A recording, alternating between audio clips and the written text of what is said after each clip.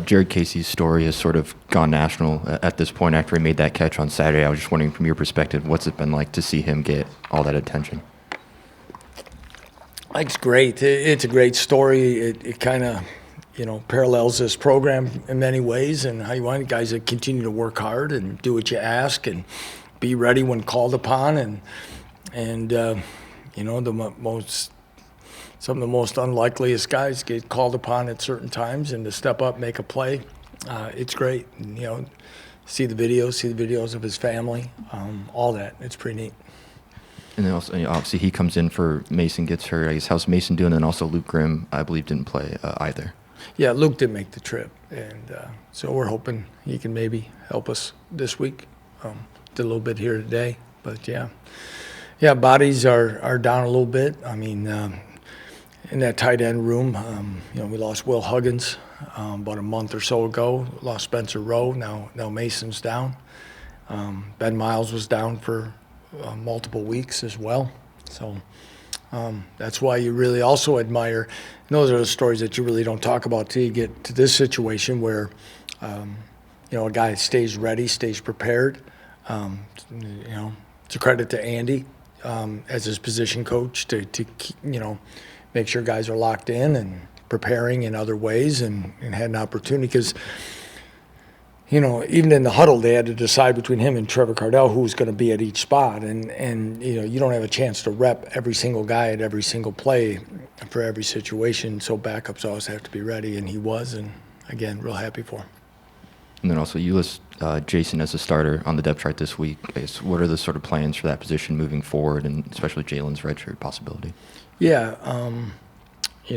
they both practiced today, and as we continue to work through things, and that's a tough dilemma. Had a lot of conversations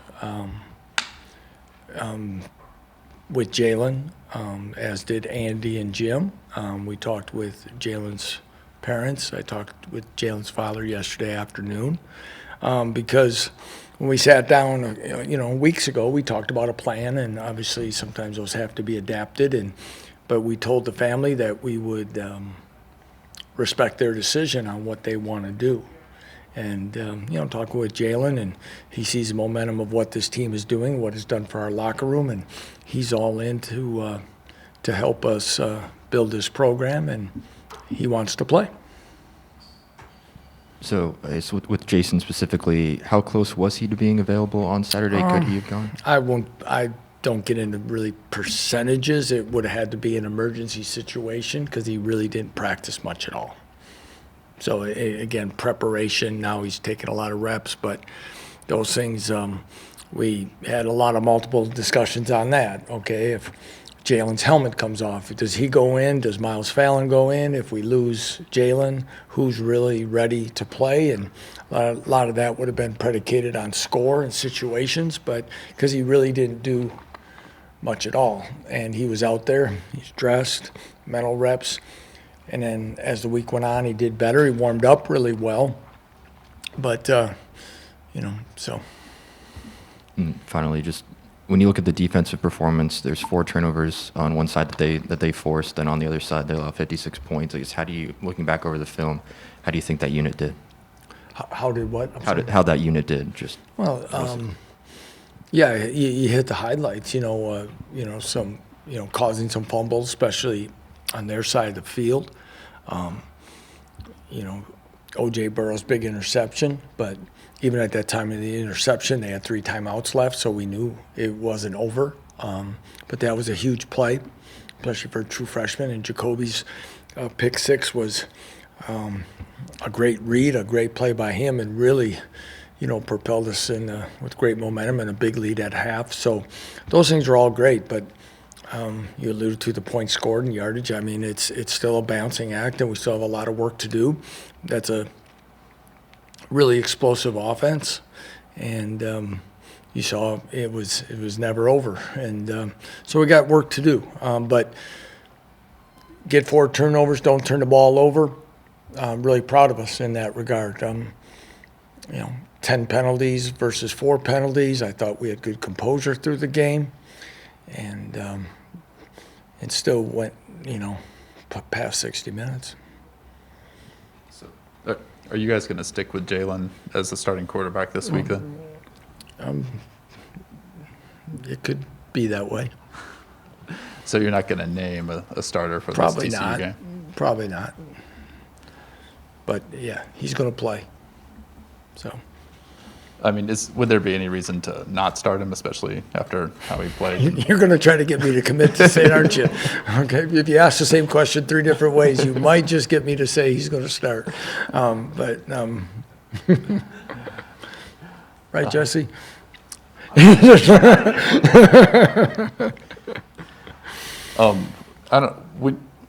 What were those conversations like? Did you initiate those with his family, or how did that? Well, it started with Jalen, okay? And I'm going to be as honest as I can with you, and what's best for our young men, what's best for this program,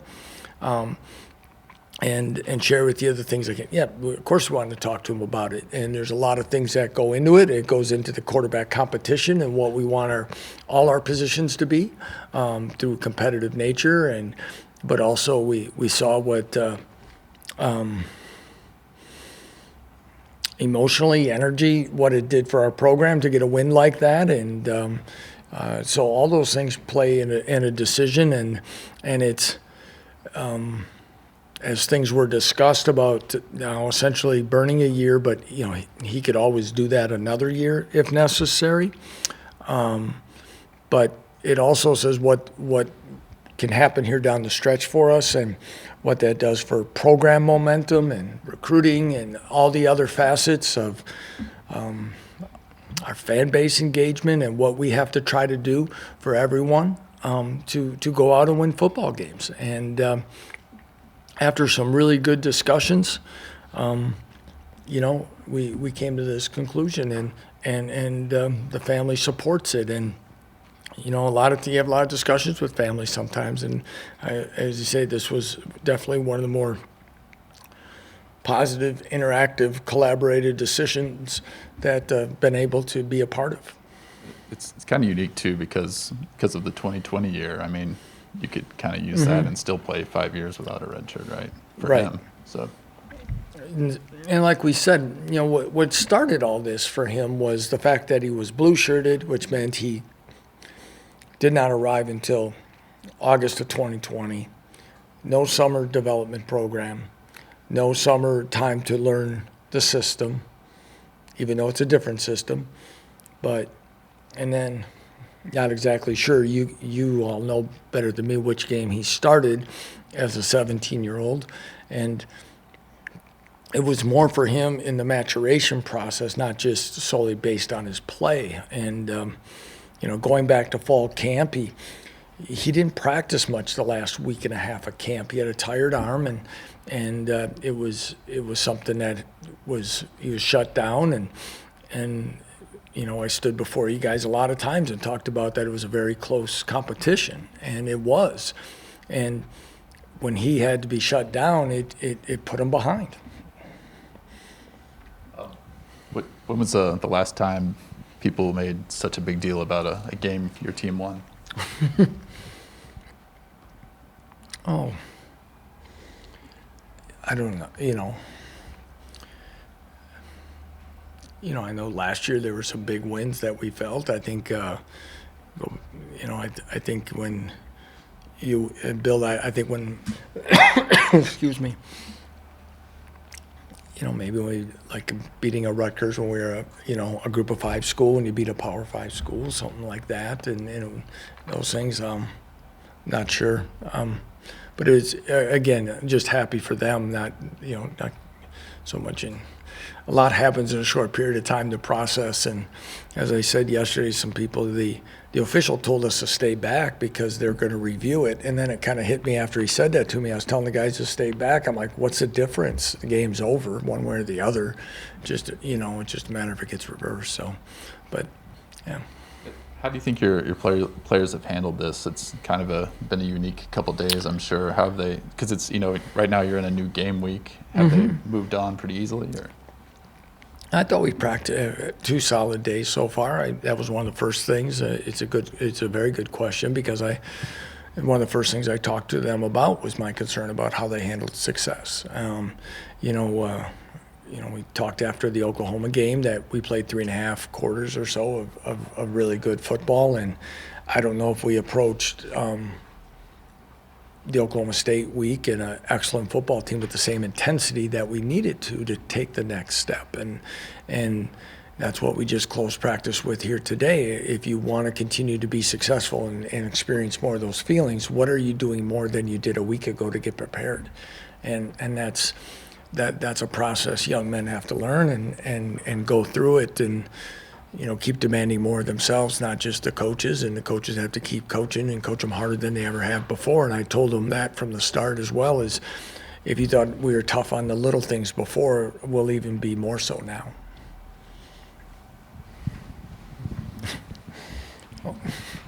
Hey, just to be clear with the Jalen thing, I'd get to it. For you guys, did you have to meet as a staff to think about what you guys wanted? It sounds like you guys wanted him to play the last 2 games, but was that a difficult thought for you guys? Did we meet as a staff? I mean, but did you? Andy, Jim, and I had brief conversations, but we all were brief conversations of where, wanted, where we kind of hoped maybe it was going, but I made it clear to them that my decision was Jalen's decision, because I owed that. Because though it's a balancing act of tough decisions, the young man has to go back in the locker room and says what was said 8 weeks ago is still true, that the conversations of trust and what it is, because when you have to build those relationships, especially with guys that you weren't part of the recruiting process, if I break that and tell him he has to play, what does that do? What does it do to the locker room? What does it do for the future of the program? So that part to me was, we want Jalen to play. We want to do what, put together, just like I've said from the start, we're going to try to build this program the right way, but we're going to do everything we can to win for this senior class and everyone to go out every game. And so it was one of the more unique balancing act, decisions that I've had to make in a unique way. But I was very comfortable with how I stated it, because I know then I'm being true to the player himself. Does that make sense? Yeah, and can you just describe what you saw from film from him? Well, confidence, energy, accuracy. There's always a few plays that'll stand out, and it's not a comparison to Jason or Miles or anyone else, but, getting his head around on a naked and getting rid of the ball and still making was a big play. Scrambling and bouncing off a couple guys for a touchdown. Standing at the line of scrimmage, calm, watching the play clock with ease and not having guys jump off sides, showed progress, maturity, in command on the road, never wavering on when things were, his statistics showed, he had a pretty impressive night, but even when things weren't there, he didn't get flustered, he didn't press. All those things I just was highly impressed with. Yeah, and last one for me. I just wondered. So, Jared talked about the next man up mentality that you bring up, and that Coach Conley brings up with him. But you mentioned this kind of the rash of injuries you've had. I mean, can you kind of put some perspective on maybe first game, how far he was away from being in an offensive snap, maybe week 1, that sort of thing? How far he's come, I guess. I can't even tell you how far it truly was. I mean, he's probably more like, is he going to travel or not, versus even getting on a field for scrimmage, to be quite honest. We're taking close to 6 tight ends at that time. Now I think we have 4 healthy that are really practicing, other than a couple guys redshirting. But it was down the depth chart. I half jokingly said, people say, well, he's listed as a fullback. I said, well, we don't have fullbacks, but I don't think it'd be fair to list a 5'9" tight end in Power 5 football, so we just list him as a fullback. So we'll go to Zoom. Go ahead, John. Yeah, Lance, I was wanting to know with the recruits, what kind of bump have you seen or just maybe reaction from them reaching out to you guys or the conversations? Yeah, the links increase. The response in messaging and texting and picking up the phone, I think, is on the uptick as well, and excitement there. So I and to head back to Texas this week, and we'll be in the Metroplex and have coaches out during the day, and some of them will leave Thursday night, and that's probably couldn't ask for better timing for back-to-back trips to Texas and to have some coaches walking in with the logo and getting out to games Friday night. So yes, definitely, we hope a shot in the arm. And but like everything, we can't live on one game, can't live on one moment. We got to make sure that we're doing things to be sustainable and have great opportunity again to do it this week. Yeah, and I was curious, have you ever crossed paths with Jerry Kill? Yes. Well, Jim Zabrowski, Jerry hired Jim after our 2009 championship at Whitewater to be his quarterbacks coach at Northern Illinois. And Jim went from Whitewater to 11 months later was coaching quarterbacks in the Big Ten at Minnesota. A little bit from him, great reputation, building programs. I know he's from the state of Kansas. Actually received text message from him upon receiving the job. So I've had some interaction. I can't say a lot, but always have great respect, and I know if it wasn't for with some health issues at the time, he'd still be coaching strong, and I know he still has a great passion for it. My first equipment manager at Whitewater was hired by him at Minnesota, went to work for him in Southern Illinois. Yeah, so there's a lot of crossover, great respect, and another guy who's done it the right way for a very long time. Yeah, and last one for me, just as you watch TCU on film, what do you see from him? Yeah, you watch them 2 weeks ago, and the energy they played for that first game after Coach Patterson, stepping down, and the timing of that, as we talked about before, is unfortunate for locker rooms today. And to watch them play, I know they've had their share of injuries in different spots, much like us in the backfield, quarterback or running back. But very talented team once again with a lot of weapons. The speed on defense is always impressive to me. Watching again that Baylor game last night, I was at home and I was like, how quick they were striking and getting the ball downfield. I apologize for not knowing. I'm assuming they're on the road the last week of the season, so I'm assuming it's their senior day, last time playing there. There's a lot to play for. I'm sure they'll be emotionally and excited and ready to go, so we have to be able to match that. Hey, Coach. Several players made big plays against Texas. Kyron had the forced fumble. Jacoby and OJ came with interceptions. Jalen and Devin were obviously impressive. And there was also several receivers who had big catches. I guess just how encouraging is it to see a number of different guys making impacts in a big-time win? Very good question. Because you forget about, even Stephen McBride got his hands on the ball early in the game, almost had the touchdown catch. Our tight ends made plays throughout the game. We've talked a lot about Devin Neal all week. You mentioned those guys in the defensive secondary, and the majority of the guys we're talking about are freshmen or redshirt freshmen. And when you see guys and the ball getting spread around in different ways, guys gaining confidence by making plays, that all goes into the foundation of building this program and confidence that guys will get. And I always go back to when multiple guys get opportunities, also helps your locker room, helps the morale in the locker room, especially when you are still fighting through some tough times in a long season. And last one for me, what do you kind of hope to accomplish these final 2 games of the season? What do we want to accomplish? Well, the simplest one is to find ways to get 2 more wins.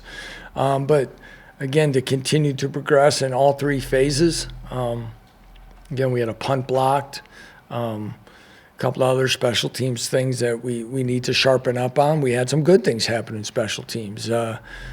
We kick a ball out of bounds, unfortunately, start the second half, but the kickoff right before that hits their guy at the 2-yard line was a big play. As we lose some numbers and we're getting other guys on the field, we've been able to take some younger players with us on the road and help them in their development.